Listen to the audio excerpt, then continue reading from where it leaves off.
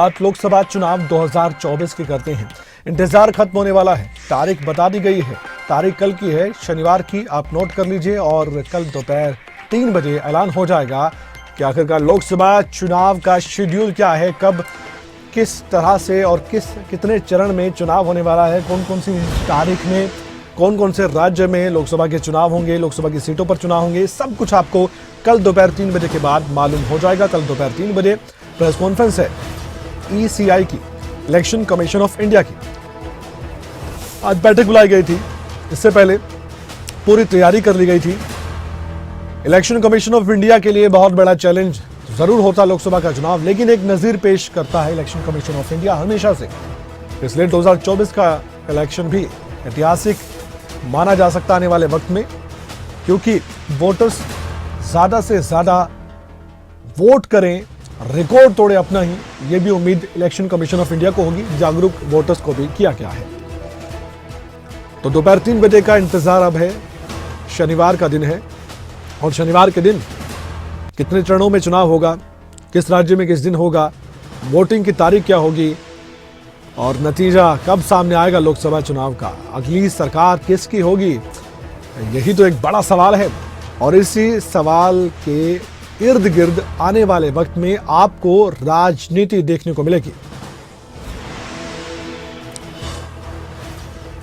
आइए कुछ जानकारी आपके सामने हम रखते हैं। 2019 की भी बात करते हैं और 2019 में क्या शेड्यूल था उसकी बात करना जरूरी है। 2019 में 91 सीट पर 26 राज्य में पहले चरण में इलेक्शन हुए थे। 2019 की हम बात करें, लोकसभा चुनाव का शेड्यूल क्या था वो आप देख सकते हैं। तो पहला चरण था जिसमें 91 सीट थी, और दूसरे चरण की बात करें तो तारीख आप देखिए 18 अप्रैल 2019 थी। 97 सीट थी, 13 राज्य थे, उन राज्यों के नाम भी आपके सामने हैं। ये दूसरा चरण था। और वहीं इसके आगे बात करें तीसरे चरण की, तो ये भी आप देख सकते हैं 23 अप्रैल 2019 की तारीख थी। 115 सीटें थी, 14 राज्य थे। यूपी हर चरण में था, बड़ा राज्य है, देश का सबसे बड़ा राज्य है। और वहीं चौथे चरण की बात करें तो चौथा चरण भी आप देख लीजिए, 29 अप्रैल 2019, 71 सीट, इसमें 9 राज्य थे। बिहार था, जम्मू कश्मीर, झारखंड, मध्य प्रदेश, महाराष्ट्र, ओडिशा, राजस्थान, उत्तर प्रदेश, पश्चिम बंगाल।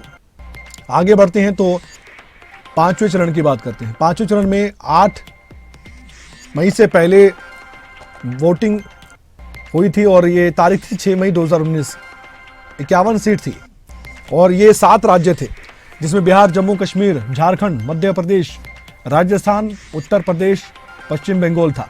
आगे बढ़ते हैं तो छठा और 7वां चरण भी था, उसके बारे में हम बाद में बात करेंगे। लेकिन हमारे साथ स्टेट हेड हमारे जुड़ चुके हैं, उनसे हम बातचीत करते हैं। जितेंद्र चौधरी हमारे साथ हैं। जितेंद्र, आपसे हम जानना चाहेंगे, बताइए कि इस बार कितना खास ये लोकसभा का चुनाव रहने वाला है। दोपहर 3 बजे तक का कल का इंतजार करना तो पड़ेगा, लेकिन खबरें अभी तक यही बता रहा था कि 15 मार्च के बाद ये ऐलान हो जाएगा और ठीक 16 मार्च की जो तारीख है वो आ चुकी है। 3 बजे दोपहर को ये साफ हो जाएगा कि किस तारीख को चुनाव होना है, किस राज्य में और कितने चरणों में होना है। मेरा सवाल सीधा सीधा यही है कि इस बार चुनाव की खासियत क्या है। इलेक्शन कमीशन ऑफ इंडिया के तरीके से देखें तो हर बार कुछ ना कुछ ऐतिहासिक करने की कोशिश होती है वोटर्स को लेकर भी, और अब तो जो वोटर्स की संख्या है वो 97 करोड़ को पार करने वाली है। एक बहुत बड़ी बात है।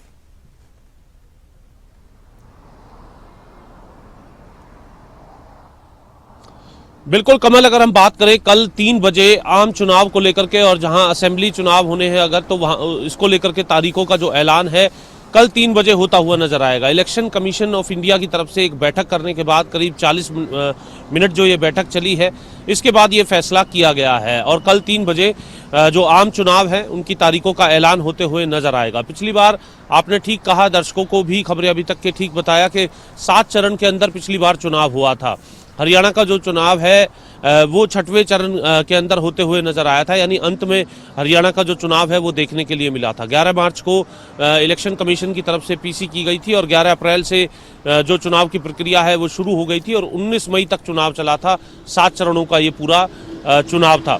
इस बार देखना होगा कि चुनाव कितने चरणों के अंदर कराने का काम किया जाएगा और किस तरीके से वो जो चुनाव है उसमें युवाओं को लेकर के, महिलाओं को लेकर के और जो बुजुर्ग वोटर हैं उनको लेकर के व्यवस्था की जाएगी इलेक्शन कमीशन ऑफ इंडिया की तरफ से। और साथ ही अगर हम बात करें अपने आप में लोकतंत्र के इस महापर्व के अंदर, खबरें अभी तक भी अपने तमाम दर्शकों से ये अपील करता है कि वे भी इसके अंदर बढ़ चढ़ के जो हिस्सा है वो ले और अपने लिए जो भी नुमाइंदा चुनना है, जो भी सरकार चुननी है, वहाँ जो है वोट करने का काम लोगों की तरफ से किया जाए।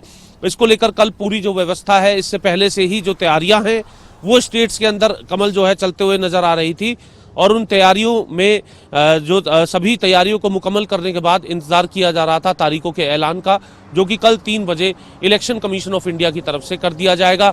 इससे पहले हमने देखा कि कल 2 जो चुनाव आयुक्त हैं उनकी नियुक्ति को लेकर के भी बैठक हुई थी सिलेक्ट कमेटी की, जिसके अंदर 2 चुनाव आयुक्त जो है वो चुन लिए गए थे और करीब 212 लोगों का उसके अंदर पैनल था। हालांकि उसको लेकर के विपक्ष की तरफ से जो है जो अपनी बात है उसके विरोध में जरूर कही गई थी। अधीर रंजन चौधरी जब सामने आए थे और इससे पहले यही अंदेशा लगाया जा रहा था कि जब तक चुनाव आयुक्तों की जो नियुक्ति है वो नहीं होती, जो 2 चुनाव आयुक्त हैं, तब तक शायद जो है डिले देखने के लिए मिल सकता है। और जैसे ही ये नियुक्ति होगी उसके अगले 24 घंटे के अंदर जो है चुनावों का ऐलान 24 से 48 घंटे के अंदर होते हुए नजर आएगा और वही तस्वीर अब बनते हुए नजर आ रही है।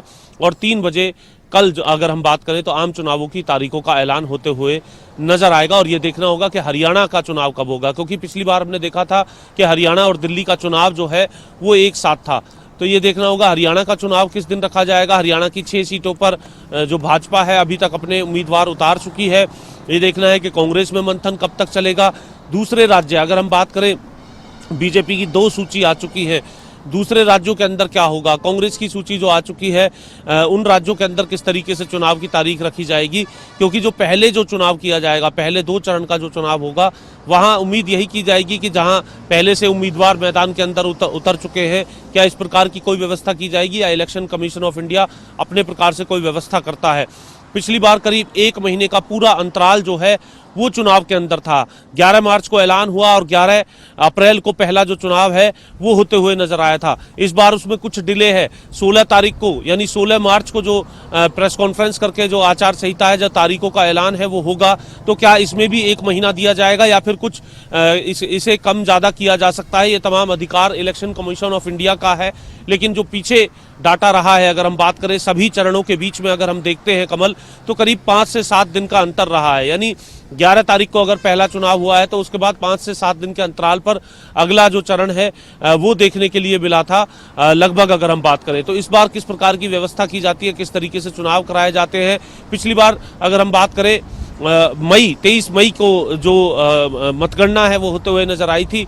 26 तारीख को जो है शपथ ली गई थी। इस बार जो है इन तमाम चीज़ों के अंदर कोई तब्दीली किस प्रकार से बनती है, किस तरीके से तारीखों का ऐलान होता है, कितने चरण में करवाया जाता है और दोनों चरणों के बीच में जो चरण रहेंगे उनके बीच में कितना जो फेज़ है, उन फेज़ के बीच में कितना गैप रहता है, ये तमाम चीज़ें कल पूरे तौर पर स्पष्ट हो जाएंगी। लेकिन ये कह सकते हैं कि जहां चुनावी बिगुल सियासी तौर पर बच गया था, तो वहीं अब इसका डंका कल चुनाव आयोग की तरफ से भी बजा दिया जाएगा। जितेंद्र, एक सवाल मेरा रहेगा, जब दोपहर 3 बजे कल अनाउंसमेंट होगी लोकसभा चुनाव की, तो इस बार क्या बड़ी चुनौती आपको लगती है इलेक्शन कमीशन ऑफ इंडिया के सामने?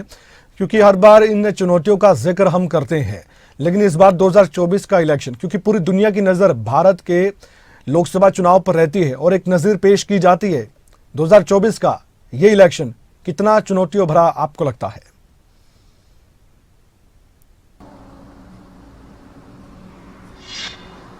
देखिए, बिल्कुल चुनौतियां जो भरा होगा, क्योंकि युवा वोटर जो जिस तरीके से आगे आते हैं या फिर जिस तरीके से जो लोग जो हैं अपने अपने विषयों पर जो है नुक्कड़ों पर बोलते हुए नजर आते हैं, चाय की दुकान और सैलून पर बोलते नजर आते हैं, वो सभी लोग मतदान केंद्र तक भी पहुंचे। वोट प्रतिशत किस तरीके से बढ़ाया जाए, युवाओं को, महिलाओं के लिए किस प्रकार की व्यवस्था हो, बुजुर्गों के लिए किस प्रकार की व्यवस्था हो, और वोटर्स का जो परसेंटेज है उसे ज़्यादा से ज़्यादा किस प्रकार से जो है आगे बढ़ाया जाए, ये सबसे बड़ी चुनौती के तौर पर देखने के लिए मिलेगा। और चुनाव जो है शांतिप्रिय ढंग से संपन्न करवाया जाए, इसको लेकर के पर्याप्त व्यवस्था जो है वो रहे और किसी प्रकार के सवाल जो लाजमी तौर पर कई बार उठते नजर आते हैं, वो तमाम सवाल सियासतदानों की तरफ से कम ना उठाए जाए।